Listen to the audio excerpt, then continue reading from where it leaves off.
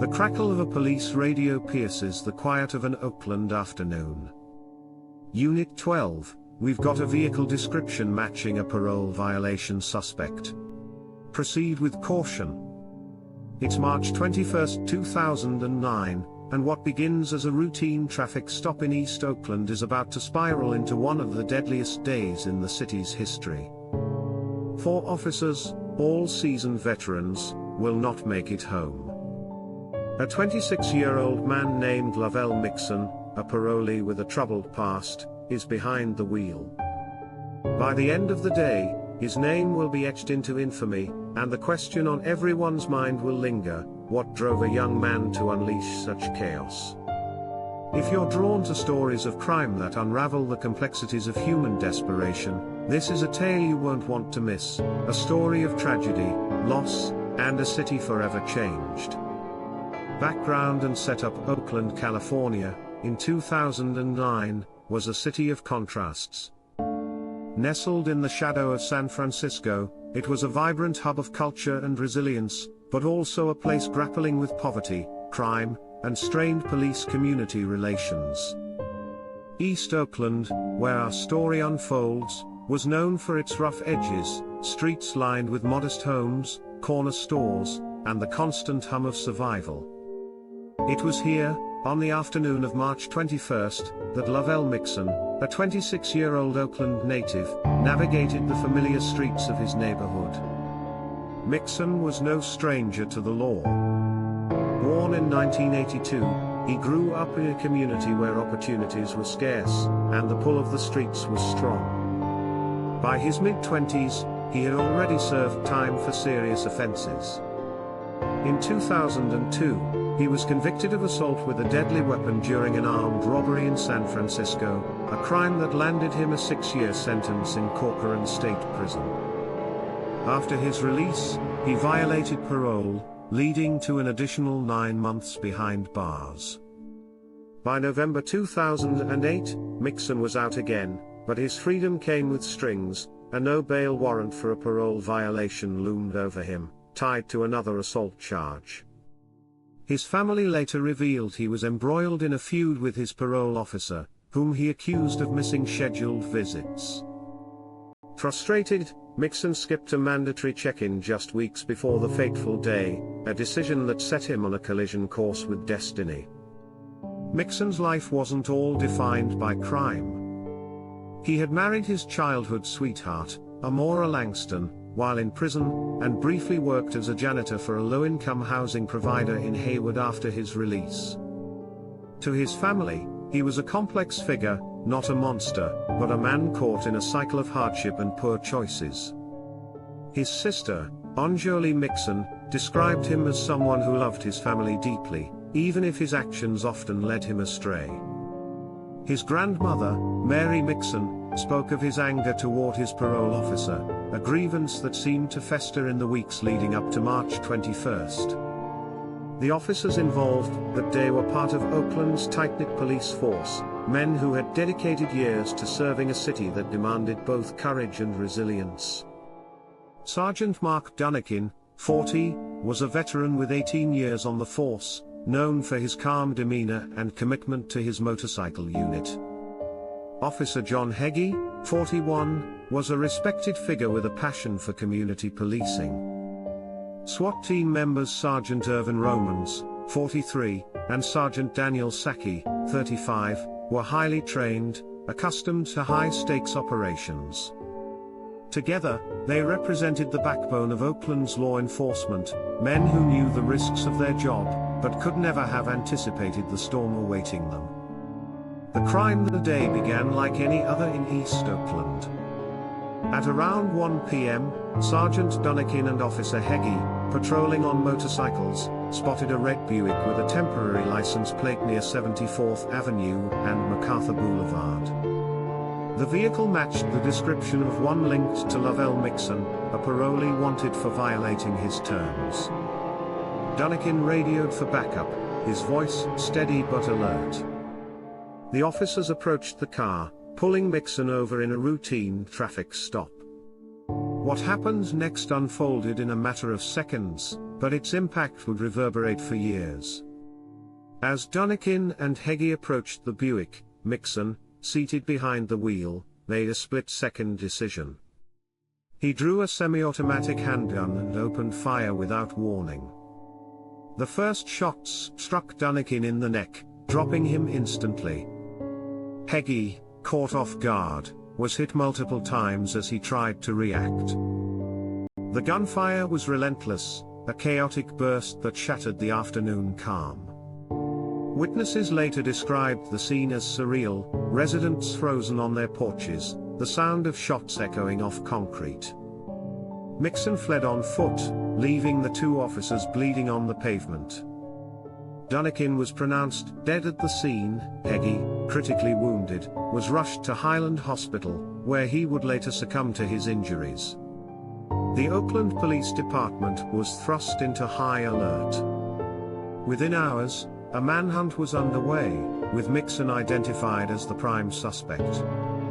Tips led police to an apartment complex on 74th Avenue, just blocks from the initial shooting. The building, a nondescript two-story structure, belonged to Mixon's sister, Anjali. SWAT teams, including Sergeants Romans and Sacchi, descended on the location, their training kicking in as they prepared for a high-risk operation. They believed Mixon was hiding inside, armed and dangerous. At approximately 3 p.m., the SWAT team breached the apartment. The air was thick with tension as officers moved through the narrow hallways, their weapons drawn. Mixon, barricaded inside, was waiting. Armed with an SKS assault rifle, a weapon far more powerful than the handgun used earlier, he unleashed a barrage of gunfire. The apartment became a war zone, bullets tearing through walls and furniture. Romans and Sacchi, leading the charge, were struck almost immediately. Romans took multiple rounds to the chest, collapsing as his team scrambled for cover. Sacchi, attempting to pull his partner to safety, was hit in the head, a fatal wound. The exchange was brutal and brief, lasting less than a minute. When the dust settled, Mixon was dead, killed by return fire from the SWAT team. But the cost was staggering. 2 more officers lay dead, and a third, Officer Patrick Gonzalez, was wounded but would survive. The scene outside the apartment was chaos. Residents gathered behind police tape, some weeping, others shouting in anger. Destiny Banks, a friend of Mixon's, pleaded with officers for answers, unsure if he was alive or dead. The air was heavy with the smell of gunpowder and the wail of sirens. 4 officers, Dunikin, Heggie, Romans and Sacchi, had been killed in the line of duty, marking the deadliest day in Oakland Police Department history.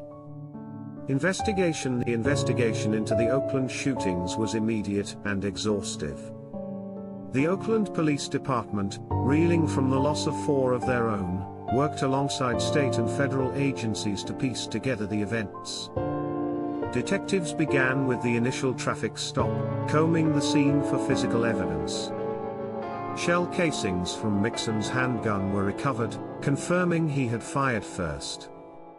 The red Buick, abandoned at the scene, was processed for fingerprints and DNA, linking Mixon definitively to the vehicle. Attention then turned to the apartment on 74th Avenue. Forensic teams meticulously documented the chaos. Bullet holes riddled the walls, and the SKS rifle, a military-style weapon, was found near Mixon's body. Ballistics confirmed it was the same weapon used to kill Romans and Sacchi. Inside the apartment, investigators found ammunition and a small amount of drugs, though no evidence suggested Mixon was under the influence at the time. The discovery of the assault rifle raised chilling questions. Where had Mixon obtained such a weapon, and had he been planning a larger confrontation? Interviews with Mixon's family provided a glimpse into his mindset. His sister, Anjali, was devastated, insisting to reporters, "He's not a monster. She described a man frustrated by his parole conditions, feeling trapped by a system that seemed to offer no way out.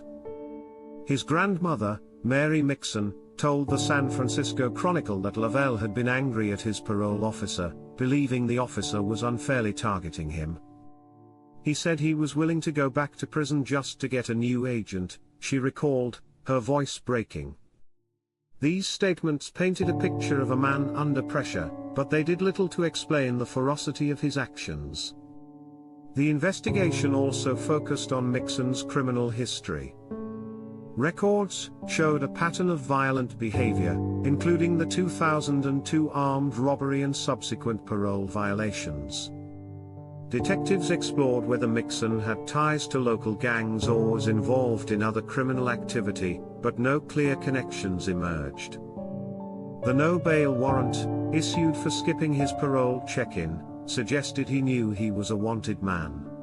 Some investigators theorized that Mixon, cornered and desperate, chose to fight rather than return to prison. He knew what was coming, one detective later told the press.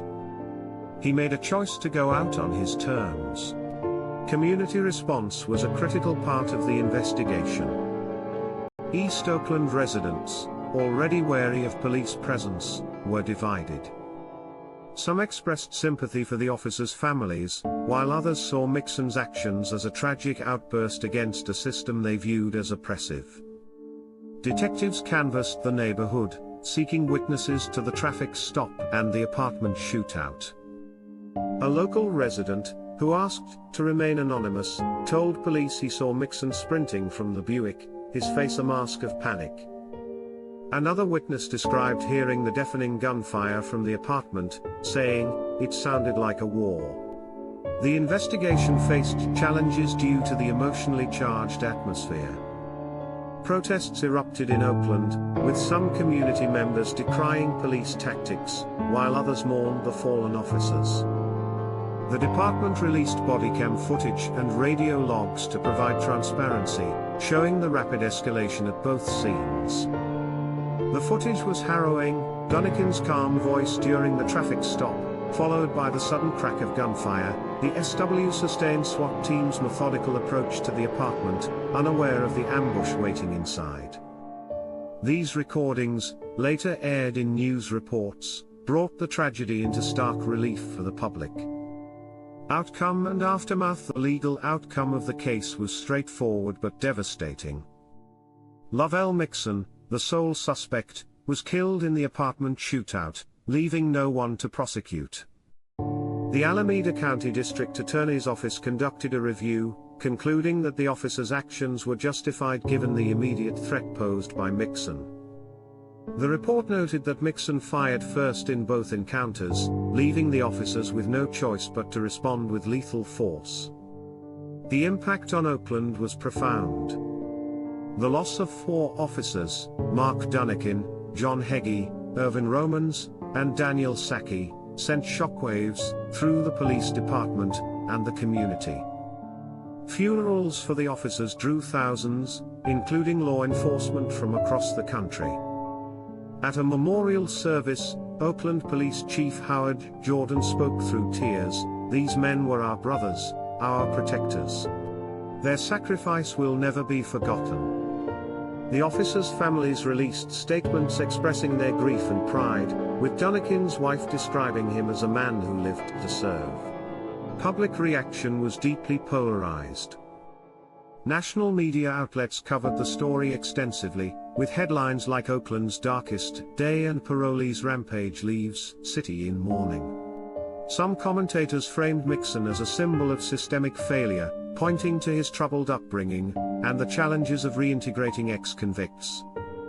Others condemned his actions unequivocally, calling him a cop killer whose choices cost innocent lives. In East Oakland, tensions flared as community activists organized rallies, some defending Mixon as a product of a broken system, while others demanded justice for the officers. The case sparked a broader conversation about policing and parole systems. Oakland officials faced scrutiny over how Mixon, a known parole violator, had evaded capture for weeks. The California Department of Corrections launched an internal review of parole supervision practices, leading to tighter protocols for monitoring high-risk offenders. The incident also prompted the Oakland Police Department to invest in better training and equipment for SWAT teams, including advanced ballistic shields and real-time communication systems. For the families of the fallen officers, the pain was enduring. Heggie's brother, a fellow officer, told reporters, "John loved this city, even when it didn't love him back." Roman's wife spoke of his dedication to his SWAT team, saying, "He died doing what he believed in." The community established memorials, including a plaque at the Oakland Police Department headquarters, and a scholarship fund in the officers' names. These gestures, while meaningful, could not erase the void left by their deaths. Mixon's family, too, grappled with the aftermath. Lovelle Mixon, speaking to the San Francisco Chronicle, expressed remorse, "We're so sorry for the officers' families. We don't know why he did this." The family faced harassment and threats, forcing some to relocate. The apartment on 74th Avenue, once a home, became a grim landmark, its walls still scarred from the shootout. Closing reflection. The story of Lovelle Mixon and the Oakland tragedy is a stark reminder of how quickly a single moment can spiral into catastrophe. It's a tale of desperation, split-second decisions, and lives forever altered. What drove Mixon to pull the trigger that day? Was it fear, anger, or a sense of inevitability? We may never know. But the loss of 4 officers, men who swore to protect a city they loved, leaves a wound that lingers in Oakland's heart. This case challenges us to look beyond the headlines, to question the systems that shape lives like Mixon's, and to honor the sacrifices of those who stand in harm's way. In a city striving for healing, one truth remains: no one wins when violence becomes the answer.